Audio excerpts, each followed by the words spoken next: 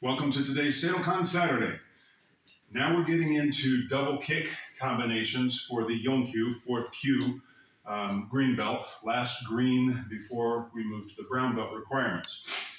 In double kicking, really it's just a question of not putting your foot down on the floor and doing two kicks. Now we kind of already covered what's sort of called the question mark kick, where we do a maigeri and then shift the hip and do a mawashigeri right out of that.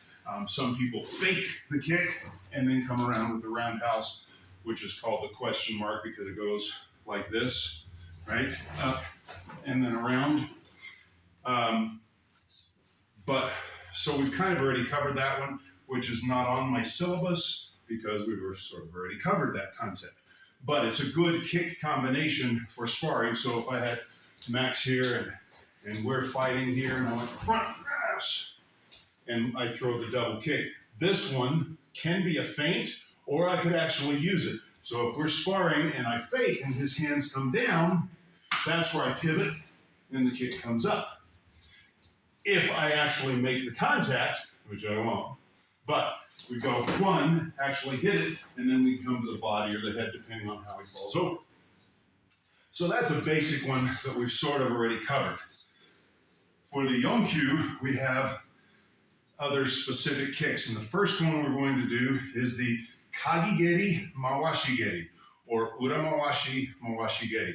So just from a standing position, we come up, chamber, hook comes across, roundhouse kick comes out. Okay? Hook, roundhouse. And the same thing on the other side. Chamber, come around, and then roundhouse after the hook.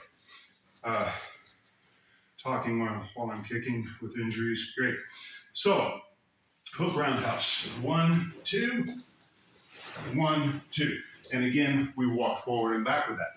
To put that in context, very similar to the front, and let's go switch sides so I can get, switch hands. There you go. So I'm on the other side. Again, in combative position, my hook typically is going to pull this down out of the way and then come back around with the roundhouse kick.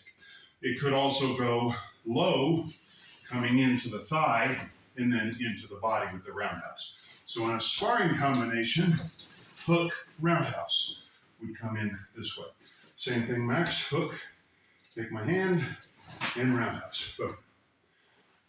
Okay, kagigeri, mawashigeri. So let me have you come over here and just walking forward, doing a couple of those. So from your kamae, kagigeri, mawashi. Hey! Good. So we're hooking with the heel, and then a long roundhouse hitting with instep or shin. Hey! And again, they don't necessarily have to be high. Okay, thank you, that was good. So from here, maybe he hooks my front hand, but then he kicks down into my leg or low, and I might be open stance with him or closed. So he hooks my hand, boom, and then whacks the leg. Okay, now he can do the same thing off the front leg. Front leg hooks, takes the hand, boom, and then whatever target of opportunity presents itself. Kagigeri, mawashigeri, or uramawashi to mawashigeri. That's our first kick combination. Now that's the only one we do other than maigeri, mawashi, which I kind of covered. That's the only one we do at this point that's on the same leg. In the coming weeks, it will be kick into a spinning kick combination. So the first kick attacks and then moves them back. But for today, hook, roundhouse.